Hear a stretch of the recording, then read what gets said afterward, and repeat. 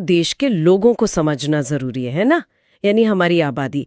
तो चलिए सीधा स्लाइड 2 पर चलते हैं। मैं पहला एमसीक्यू पूछती हूँ। हाँ, पूछिए। तो सवाल ये है, 2011 की जनगणना में बाल लिंगानुपात ज्ञात करने के लिए किस आयु वर्ग को शामिल किया गया था? इसका सीधा सा उत्तर है 0 से 6 वर्ष का आयु वर्ग। अच्छा, सिर्फ 0 से 6 ही क्यों? क्योंकि जब हम कुल लिंगानुपात देखते हैं ना, जिसमें केरल सबसे ऊपर है, तो उसमें माइग्रेशन यानी पलायन का बड़ा असर होता है।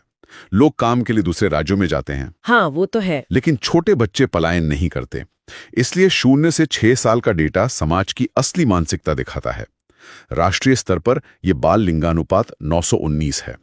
इसमें अरुणाचल प्रदेश सबसे आगे है और दुर्भाग्य से हरियाणा सबसे पीछे है। और यूटी यानी केंद्र शासित प्रदेशों में? वहां पुदुचेरी ओवरऑल लिंगानुपात में सबसे आगे है और दमन दीव सबसे पीछे।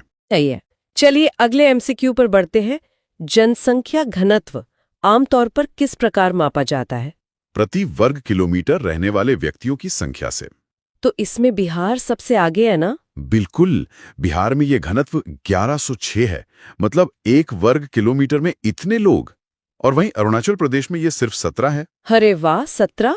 कितना बड़ा अंतर है। हाँ, और अगर यूटी की बात करें तो दिल्ली का घनत्व सबसे ज्यादा है। जाहिर है, दिल्ली में तो भीड़ होगी ही। खैर, तीसरा एमसीक्यू, किस अवधि को स्थिर जनसंख्या वृद्धि की अवधि माना जाता है? ये 1921 से लेकर 1951 तक का समय है। 1921 को तो कुछ खास कहते भी है ना? हाँ, इसे महान विभाजक वर्ष या ग्रेट डिवाइड ईयर कहा जाता है, क्योंकि इसके बाद हमारी आबादी का ग्राफ कभी नीचे नहीं गया। अब मैं कुछ फास्ट फैक्ट्स शेयर करता हूँ। यूपी की साक्षरता लगभग 67.68% है और ये गणना 7 साल से ऊपर वालों के लिए होती है। बिल्कुल सही। और नागालैंड एकमात्र ऐसा राज्य था जहां 2001 से 11 के बीच नकारात्मक वृद्धि हुई थी। इसके अलावा 2011 की जनगणना में कुल 29 प्रश्न पूछे गए थे। और इसके शुभंकर यादें? हाँ, प्रगति और विकास, और ब्रांड एम्बेसडर थे सुदर्शन पटनायक। गजब।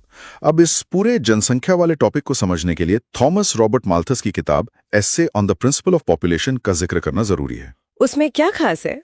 उसमें यही बताया गया था कि संसाधन सीमित हैं और आबादी बढ़ रही है।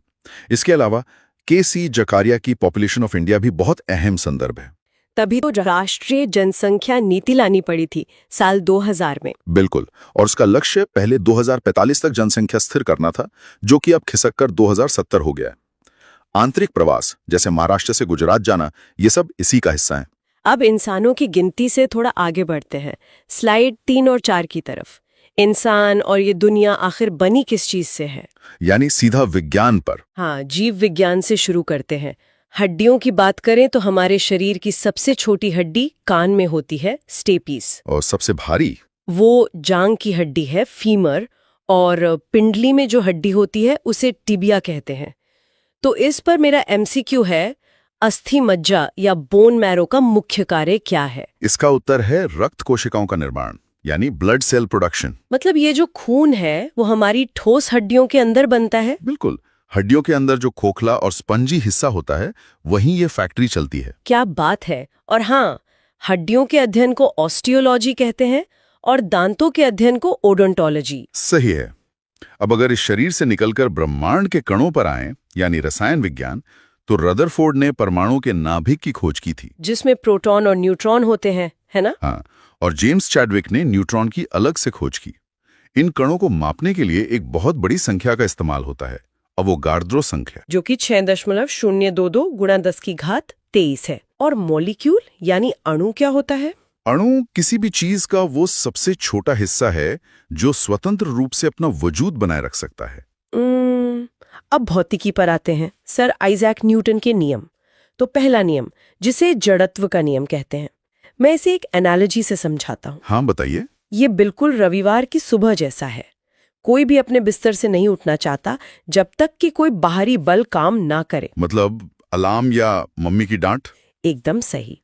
जैसे चलती बस के अचानक रुकने पर हमारा शरीर आगे की तरफ झुक जाता है, क्योंकि वो उसी आराम की मतलब उसी गति की अवस्था में रहना चाहता था। ये बहुत सटीक एनालॉजी है। और तीसरा नियम है क्रिया प्रतिक्रिया का। जैसे रॉकेट का उड़ना? हाँ, रॉकेट गैसों को नीचे धकेलता है और गैसें रॉकेट को ऊपर। बंदूक चलाने पर पीछे की तरफ जो झटका लगता है, या नाव से किनारे पर कूदते समय नाव का पीछे जाना, ये सब तीसरे नियम के उदाहरण हैं। और गति को मापने के लिए दूरी और विस्थापन का फर्क समझना बहुत जरूरी है। दूरी मतलब आपने जो कुल लंबाई तय की, और विस्थापन? विस्थापन यानी डिस्प्लेसमेंट, शुरुआती और आखिरी पॉइंट के बीच की न्यूनतम सीधी दूरी।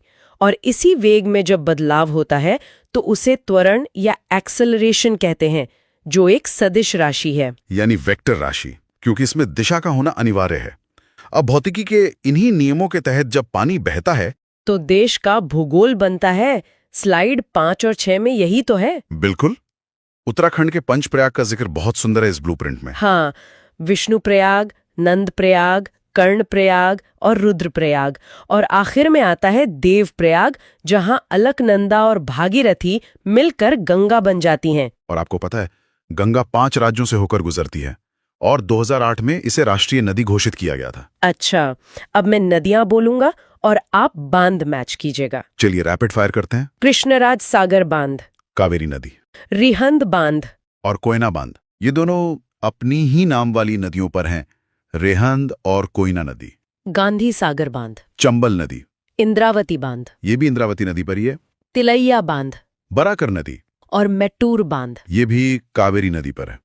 आखिरी 2 इडुक्की बांध और अलमाटी बांध। इडुक्की पेरियार नदी पर है और अलमाटी कृष्णा नदी पर। बेहतरीन।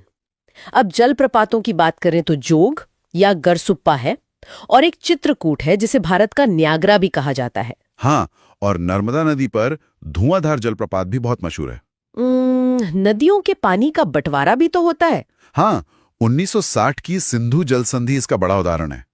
विश्व बैंक की मध्यस्थता में यह तय हुआ कि 3 पश्चिमी नदियों का 20% पानी भारत इस्तेमाल करेगा और 80% पाकिस्तान। और ये नदियां पश्चिम की ओर बहती हैं। वैसे नर्मदा को तो मध्य प्रदेश की जीवन रेखा भी कहा जाता है। बिल्कुल। और असम में एक माजुली नदी द्वीप है, जो विश्व का सबसे बड़ा नदी द्वीप है और भारत का पहला द्वीप जिला भी बन गया है। क्या बात है।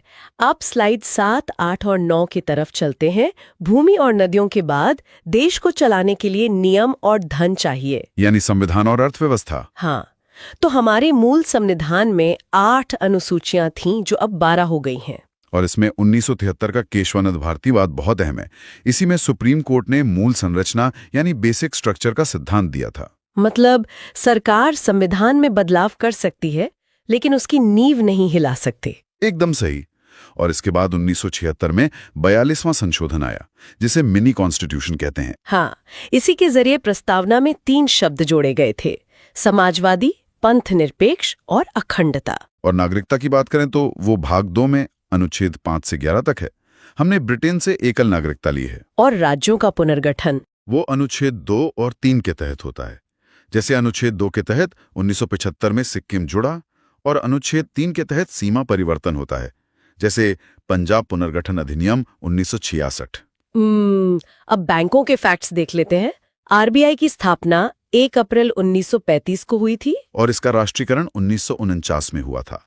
इसके पहले गवर्नर ऑसबोर्न स्मिथ थे और पहले भारतीय गवर्नर सीडी देशमुख। और आरबीआई का चिन्ह है टाइगर और ताड़ का पेड़। इसके अलावा नाबार्ड 1982 में बना, सिडबी 1990 में, जिसका मुख्यालय लखनऊ में है। सेबी की स्थापना 1988 में हुई, पर उसे कानूनी मान्यता 92 में मिली। और आरआरबी यानी क्षेत्रीय ग्रामीण बैंक, ये 75 में आए।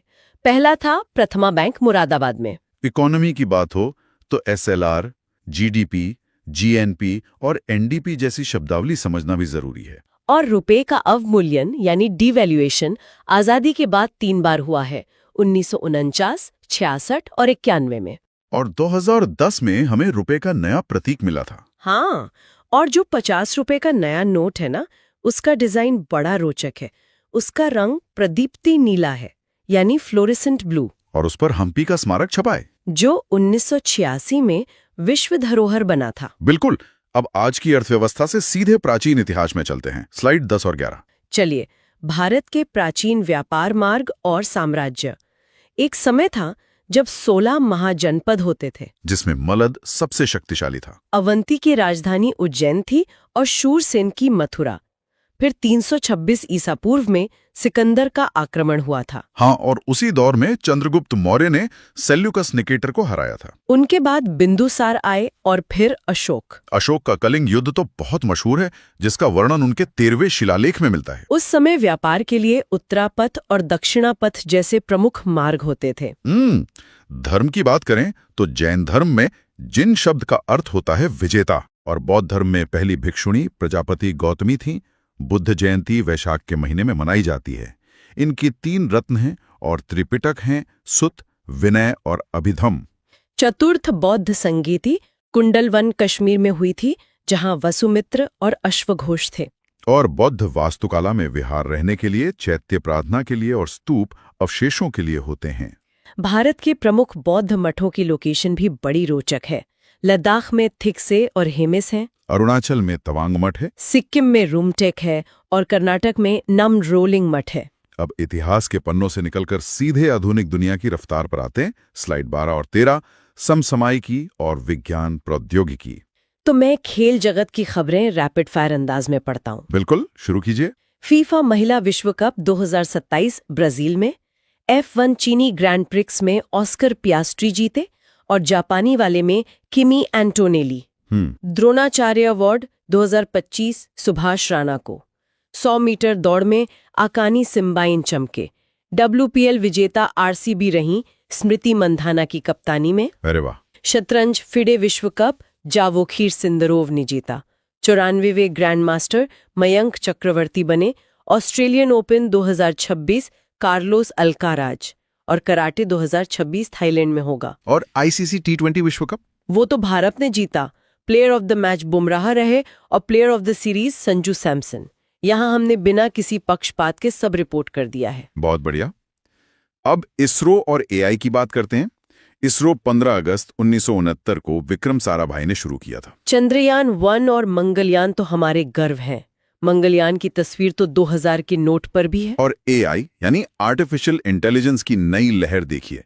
असम में अंकिता नाम की वर्चुअल एंकर है और केरल में आइरिस नाम की AI शिक्षक। कृत्रिम भारत का पहला AI यूनिकॉर्न बन गया है। रिलायंस ने हनुमान नाम की सर्विस शुरू की है।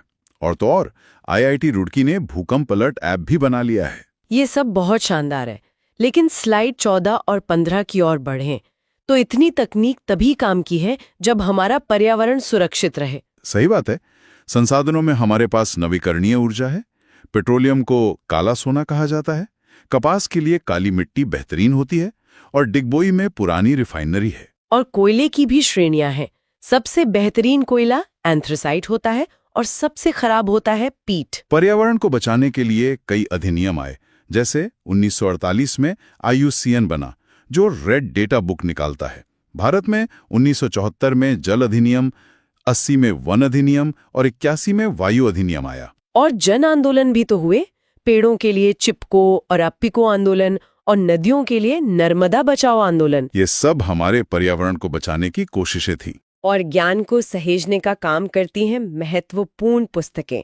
हमारे नेताओं की किताबें देखिए, महात्मा गांधी, जवाहरलाल नेहरू, BR अम्बेडकर और APJ अब्दुल कलाम की किताबें। इंडिया विंस फ्रीडम हो या द एक्सीडेंटल प्राइम मिनिस्टर या फिर एग्जाम वॉरियर्स, ये सब हमारे इतिहास और वर्तमान का आईना है। बिल्कुल।